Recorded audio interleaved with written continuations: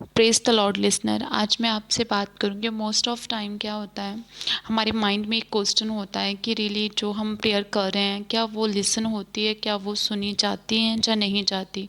क्या हम डेली हम प्रेयर करते हैं जो वो कभी उनका आंसर आएगा भी या नहीं आएगा ना।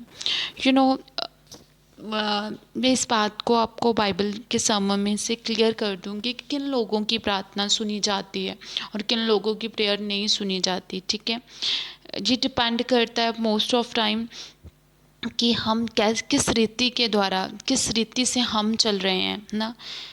आज जो कुछ भी जैसा हम चलेंगे, जैसा हम चाहेंगे, वैसा ही परमेश्वर चाहेगा हमारे साथ करना।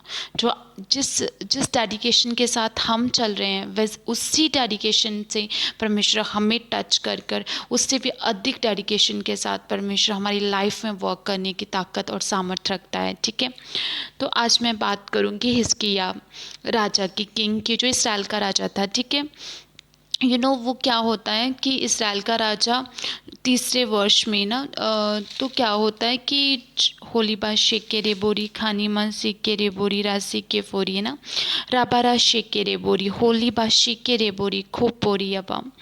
ठीक है, यशायाह भविष्यद्वक्ता उसके पास जाकर कहता है कि यहोवा यूं कहता है कि अपने घराने के विषय में यो आज्ञा देनी हो वह दे, क्योंकि तू नहीं बचेगा, मर जाएगा, क्योंकि उसे एक वो रोगी हो जाता है ना।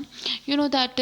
तो क्या वो राजा क्या करता है, वो क्या करता है, तब उसने दीवार की ओर मुंह फेरा और यहोवा से प्रार्थना करके कहा, हे यहोवा, मैं विनती करता हूँ, स्मरण करके मैं सच्चाई और खरे मन से अपने को तेरे सन्मुख जानकर चलता आया हूँ और जो तुझे अच्छा लगता है वही मैं करता आया हूँ।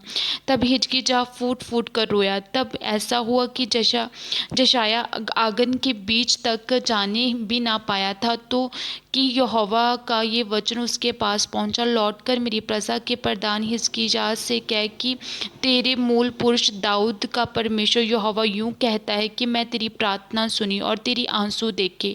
देख, मैं तुझे चंगा करता हूँ, परसों तू यहोवा के भवन में जा सकेगा।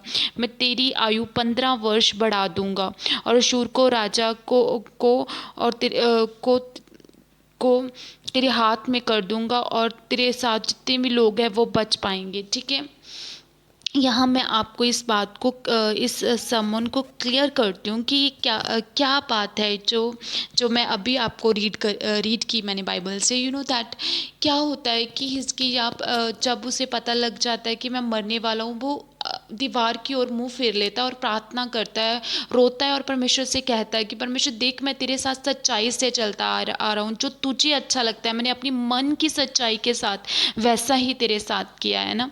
तो दैट परमेश्वर ने भी अभी वो नबी से जिससे मैसेज भेजा था कि अपने घराने की जिम्मेदारी डाल, वो अभी बाहर तक आंगन तक भी नहीं जाने पाया था। तो उसे कहा कि फिर मेरे दास के पास, मेरे हिजकिय्याह के पास जा और इसराइल के प्रधान के पास हिजकिय्याह के पास जा और उससे कह कि मैं तेरी आयु को बढ़ाने जा रहा हूँ, मैं तुझे चंगा करने जा रहा हूँ, मैं तेरे शत्रुओं से तुझे छुड़ाने जा रहा हूँ। क्यों परमेश्वर क्यों छुड़ाए उसे, क्यों आज आपकी प्रार्थनाओं को परमेश्वर सुने?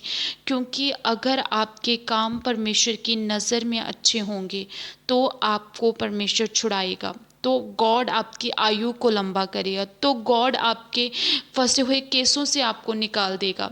अगर आप कहोगे कि सारा साल एक बच्चा मेहनत ना करे, जब एग्ज़ाम आ जाए प्रभु जी कह देंगे तो पास नहीं होगा। इसी रीति से अगर आप पूरा वर्ष प्रार्थना में नहीं होगे, परमेश्वर के साथ समय नहीं स्पेंड करोगे, तो जब आप पर मुसीबत आएगी तो आप प्रेयर करोगे तो फिर आप कहोगे तो उसका तो आंसर नहीं आया, क्योंकि आपने रिलेशन ही नहीं कायम किया। आप रिलेशन कायम करो तो जब चाहे आपको मुसीबत हो, प्रॉब्लम हो, टेंशन हो, वट एवर समस्या हो, आप प्रेयर करो, तब भी परमेश्वर नाम लेकर आपको बताएगा कि मैं परसों तुझे चंगा करने जा रहा हूँ, मैं तुझे चिन्ह देने जा रहा हूँ, मैं तेरे घराने को छुड़ाने जा रहा हूँ, मैं तुझे चंगा करूँगा, मैं तेरी आयु बढ़ाऊँगा। ऐसा परमेश्वर है हमारा।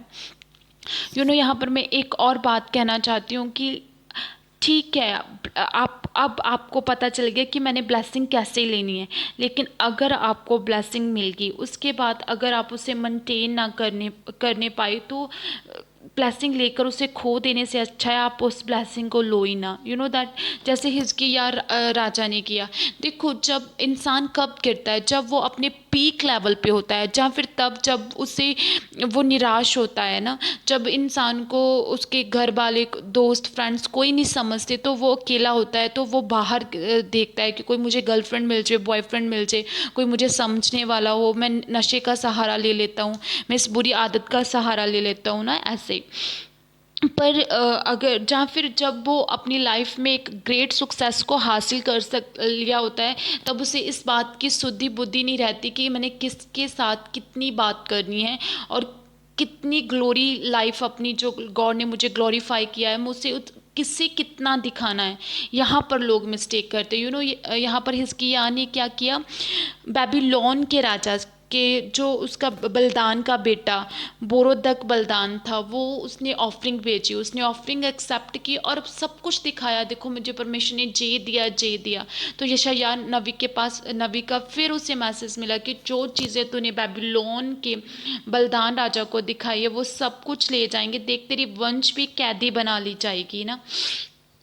तो भाई आपको इस बात की समझ रखनी है कि किस पर्सन से आपने हेल्प लेनी है, कौन पर्सन है जो आपको कंफ्यूज नहीं करेगा। देखो ना, बेबीलोन का मतलब क्या होता है, गॉड्स ऑफ गेट, मतलब कैसे जहाँ पर जाकर पर्सन कंफ्यूज हो जाता है, जहाँ पर जिस जिस नगर में जाकर बहुत सारे देवी देवते होते हैं, इंसान को खुद को पता नहीं होता मैंने किसे धूप दिखानी है ना, तो वो उस राजों को, उस वहाँ के देश के राजा के पास जिसका नाम ही सेक्रीफाइस है, जिसका नाम ही सेक्रीफाइस है, वो तुझे कैसी ऑफरिंग दे के तुझे कहाँ तक पहुँचाएगा ना। यहाँ पर यू नो हिजकिय्याह ने वो स्पिरिचुअली डिसीजन नहीं लिया, उसे उसे मना कर देना चाहिए था। फर्स्ट गलती तो हुई, सेकेंडली जब यशायाह नबी ने उससे कहा कि तेरे वंश में ये कर्स पड़ेगा, तो उसने कहा कि मेरे समय तो शांति रहेगी, जो जो हवा ने किया अच्छा है।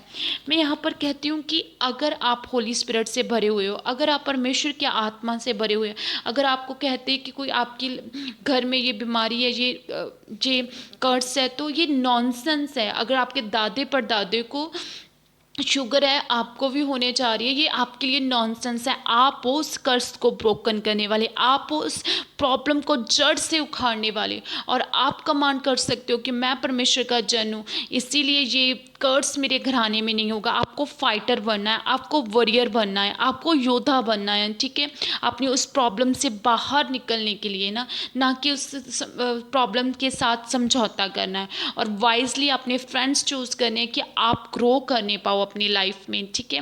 तो मैं आपके लिए प्रार्थना करती हूँ। Thank you father, thank you heavenly father, पिता परमेश्वर, सच में खुदावन ये तेरे साथ ऐसे रिलेशन में हो खुदावन, इन पर अनुग्रह दे खुदावन, कि जब इन्हें आपकी ज़रूरत हो अब ये कहने पाएँ कि हे परमेश्वर हम सच्चाई से तेरे साथ चले हैं, जब मुझे कोई नहीं देख रहा था मैं मन की गहराई से तेरे साथ चला हूँ, अब मेरी ज़िंदगी में वर्क कर। और खुद सचमुच मेरे पिता परमेश्वर आप नाम देकर मैं इस दिन को तुझे बढ़ाने जा रहा हूँ, तुझे शत्रुओं से छुड़ाने जा रहा हूँ। आप नाम लेकर खुदावन इनकी ज़िंदगियों में टेस्टिमनी बनाइए यीशु के सामर्थ्य नाम में। पिता मैं प्रार्थना करती हूँ हर वो पर्सन, हर वो प्लेस जो इन्हें कंफ्यूज करे, जो इन्हें इन्हीं डेस्टिनी से दूर करे, बाय फायर इनकी ज़िंदगी से वो लीव हो जाए यीशु के सामर्थ्य नाम में। खुदाया मैं प्रार्थना करती हूँ खुदावन हर वो कर्ज खुदावन नोनली और अननोनली खुदावन इनकी ज़िंदगियों को छोड़े और जाता रहे यीशु मसीह के सामर्थ्य नाम में, आमीन।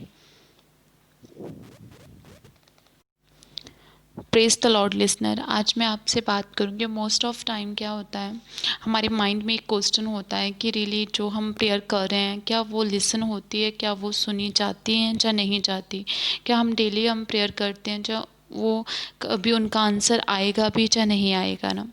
यू नो मैं इस बात को आपको बाइबल के सर्मन में से क्लियर कर दूंगी कि किन लोगों की प्रार्थना सुनी जाती है और किन लोगों की प्रेयर नहीं सुनी जाती।